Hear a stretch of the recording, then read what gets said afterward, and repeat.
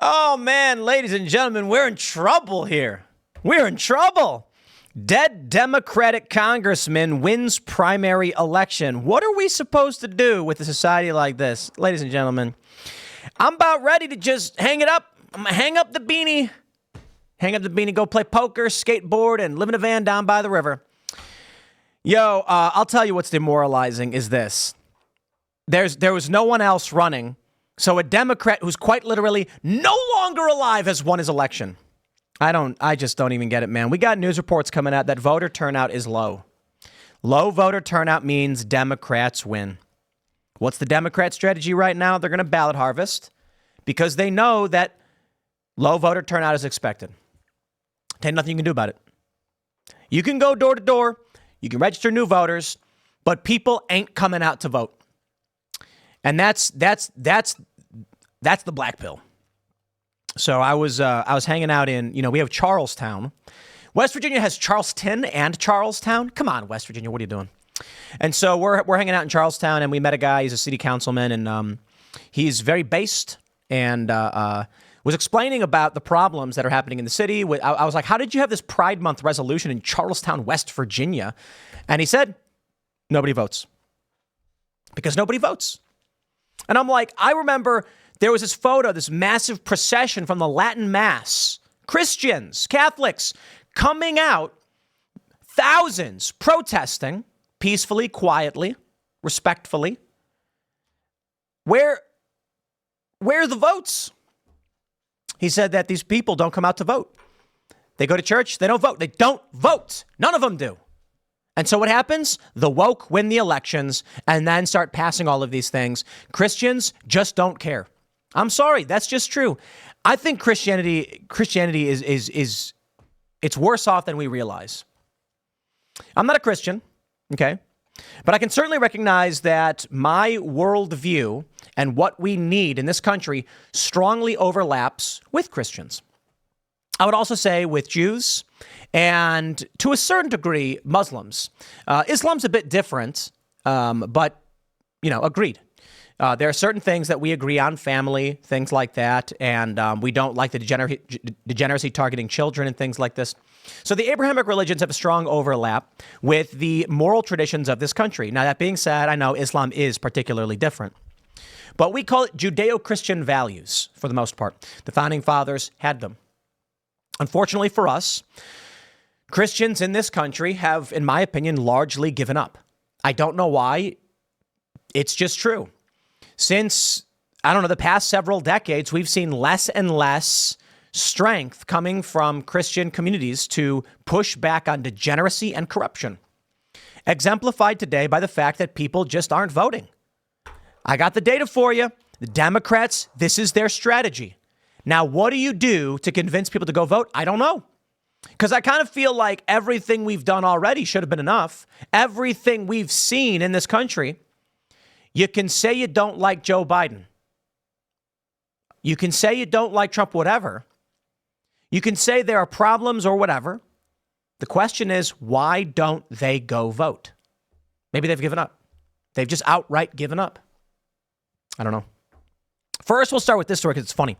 Dead Democratic congressman wins primary election from the Daily Caller. A dead Democratic congressman won his election in New Jersey for a seat in the U.S. House of Representatives. Democratic New Jersey Rep. Donald Payne Jr., who died weeks after a heart attack in April, won the primary. I'm sick of this. How is this allowed? Are we stupid people? We must be. You know what? I'll tell you. Here's my religion. I'll tell you what my religion is. We live in a simulation that was created 10 years ago, and the people who made the simulation, the entities, whatever you want to call them, said, we're going to build this massive technological masterpiece, snap our fingers and just put people there and adjust their intelligence and then see if they can maintain the system. Because I got to tell you, if a dude is dead, you remove him from the ballot. You can't vote for a guy who's not alive. No, they leave him on because we're dumb. We're dumb people.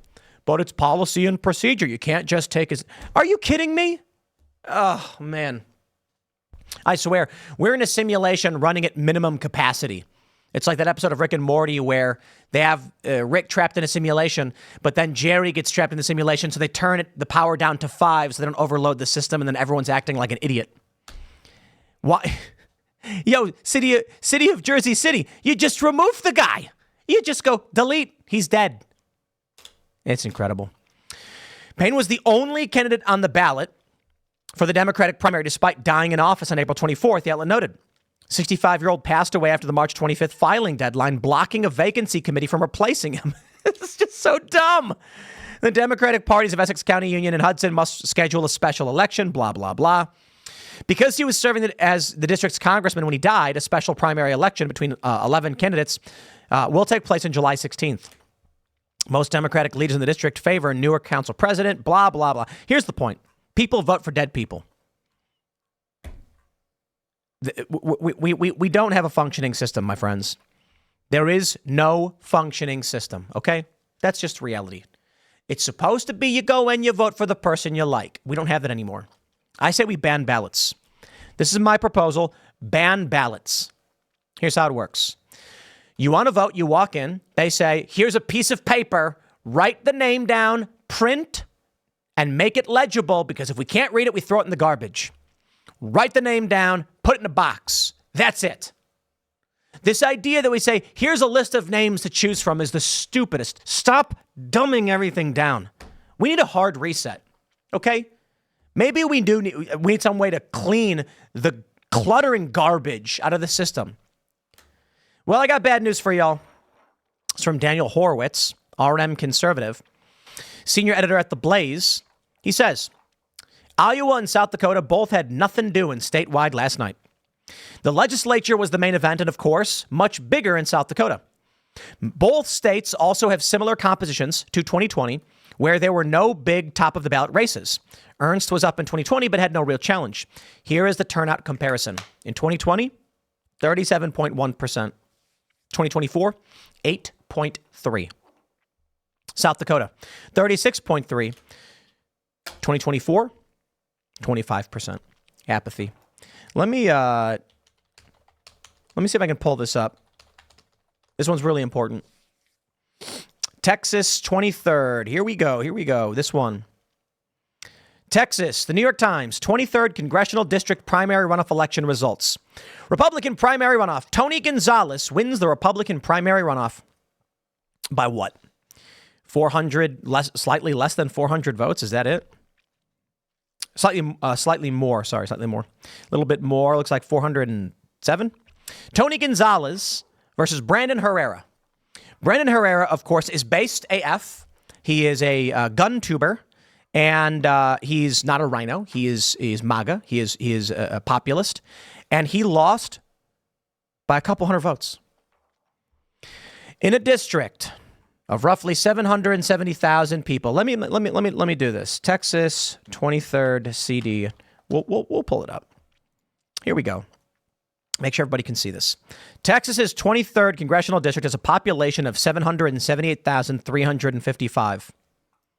29,639 people voted. That's it. I don't know who you blame. Could Brandon have done better campaigning or something? I can't believe it. They didn't show up. Here was your chance to help save this country, to bolster libertarian values, populist values, American values in Congress, and they didn't show up. So you see this from Daniel Horowitz. Voter turnout is low this year. Now, maybe the guilty verdict of Donald Trump will motivate people, and it will bolster Trump's numbers later in the year, but I'm not convinced.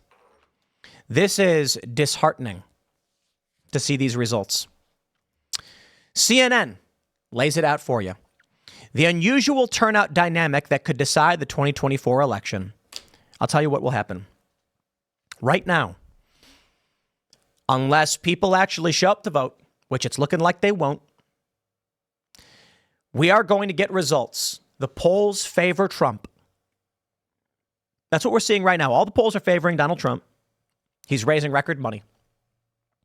And then come November, Biden will win handily. And everyone's going to say, how is it possible? And it's going to be plainly obvious. Turnout will be low for Trump voters. Democrats will ballot harvest. It'll look like turnout is high, but they're just going to go knock on doors and collect pieces of paper. The fact that we are not seeing this similarly in Republican areas, in Republican races, says to me, Republicans aren't going to do it. They're not going to ballot harvest. Voter turnout will be abysmal, and Democrats will ballot harvest. Nobody really wants to go vote for Joe Biden, but when someone knocks on your door and says, just fill a thing out and give it to me, they'll do it.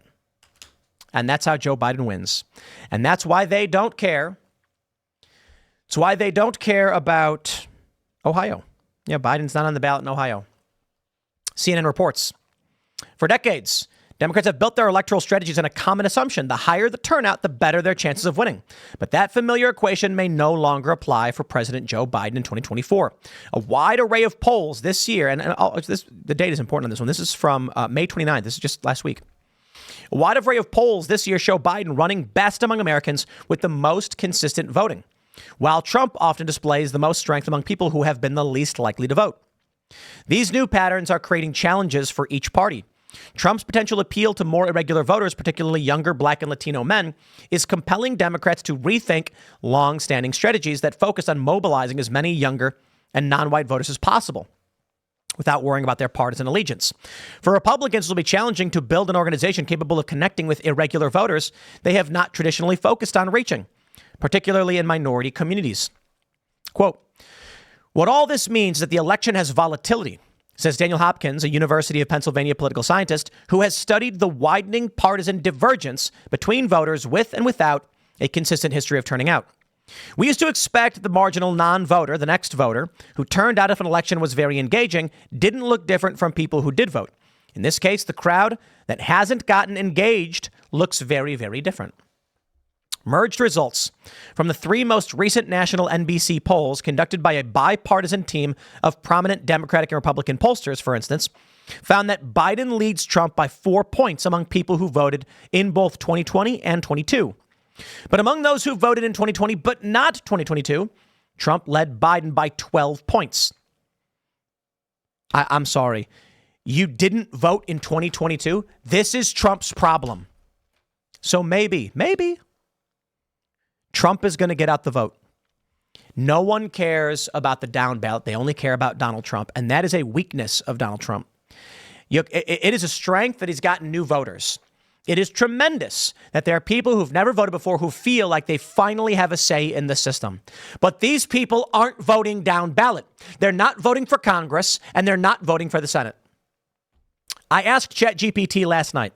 We did these AI simulations based on polling. Who do you expect to win, right?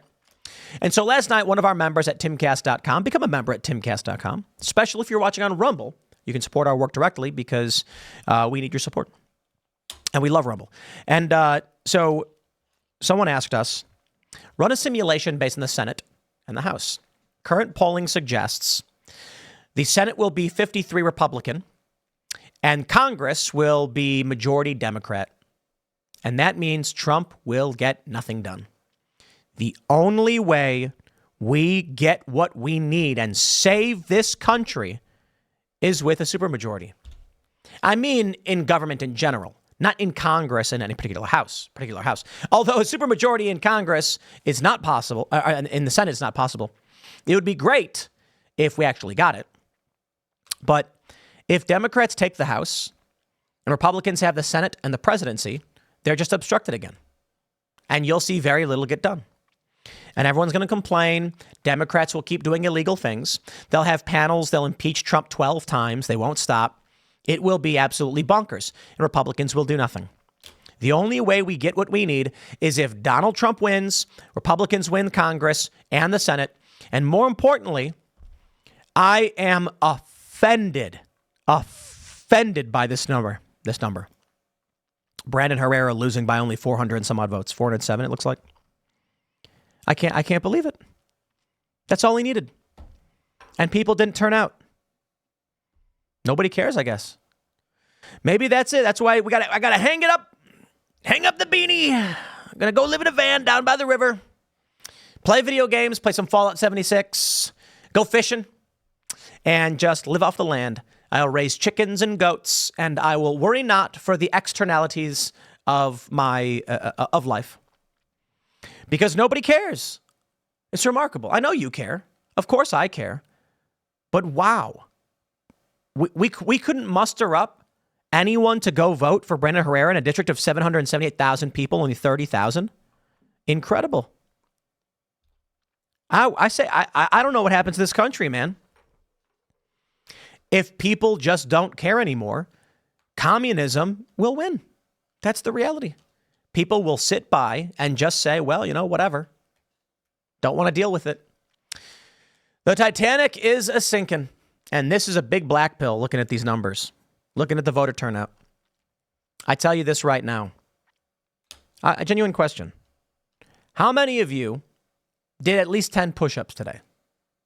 How many of you have talked politics with someone else? How many of you have looked into how you can help people register to vote or actually volunteer or do something? Honest question. You don't have to. I'm just saying, if you feel strongly about this and you're getting upset that it's happening, my question is, what have you done today to improve upon yourself yesterday? For me, I do the show. Massively successful, I suppose. I do the show every day where I tell people, this is what we need to do. So I would estimate that I've talked to about 3 million people, because that's about the numbers we do for everything across the board with all our clips, both shows and otherwise, is probably 6 or 7 million per day. Wild, right? Spread out, though, because some clips get played tomorrow and things like that. And so, I'm doing as much as I can. We bring people on the show. We talk to them. We try and warn people about what's going on.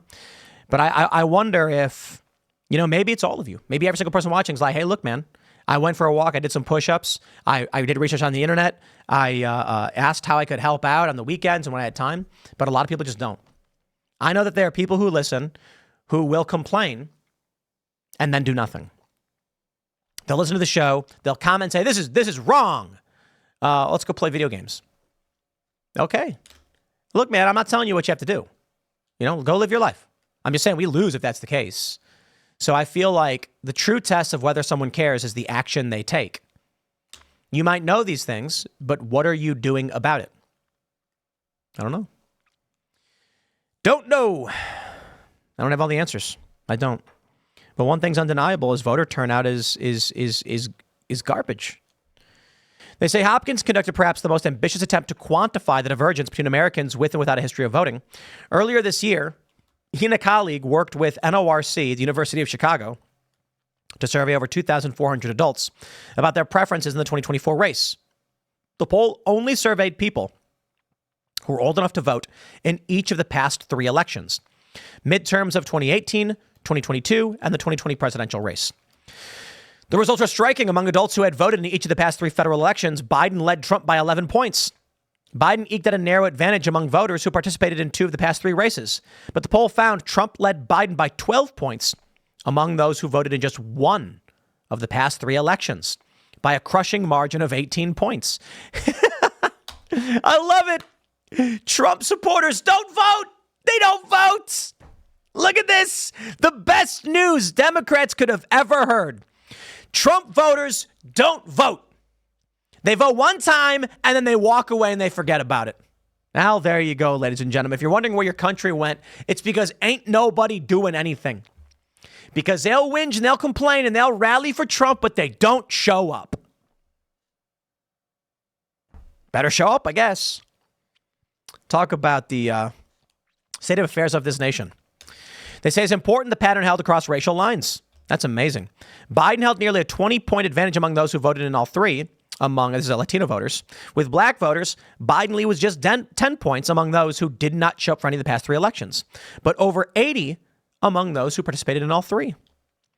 Using data from Catalyst, a leading Democratic voter targeting firm, Michael Podhorzer, the former political director of the AFL-CIO, reached similar conclusions. So you know what this is? There are people who just show up and they check D or R, and they have no idea what's going on in the world. Well-trained. Trump supporters are people who are starting to realize what's happening and getting angry about it, and now they're changing the way they vote. The only problem is they don't show up. They didn't show up in Texas's 23rd. They didn't show up in Iowa or South Dakota. That's crazy. That's absolutely crazy. I wonder what it was about 2020 that had voter turnout up. Universal mail-in voting, perhaps. The lockdowns. Sure. Considering how screwed up everything is and how dangerous this next election, the threats we face are, this how important the election coming up is, I'm not convinced right now that we're in a good spot. I think culturally we're winning for sure. I mean, you look at UFC and things like that. You look at how finance is going. Like, these big companies are getting woke and going broke. But you look at voting, and there's strong reason to believe it's going to be Biden once again. Doesn't matter that his brain don't work. These people are voting on garbage. They're voting in dead people. Okay? This is what you're up against. A zombie horde that will vote for a dead man. How do you win? Overwhelm the polls. I suppose the problem is there is not enough right-wing ground game. You know, Scott Pressler out there doing the Lord's work, but not much else. I can't believe we're seeing these numbers. But not all is lost. It's not always going to be, white pills, not always going to be black pills. The night is always darkest before the dawn. And things may change. Perhaps things will be very, very different come November. I hope so. I'll leave it there. Next segment's coming up at 4 p.m. on this channel. Thanks for hanging out. We'll see you all then.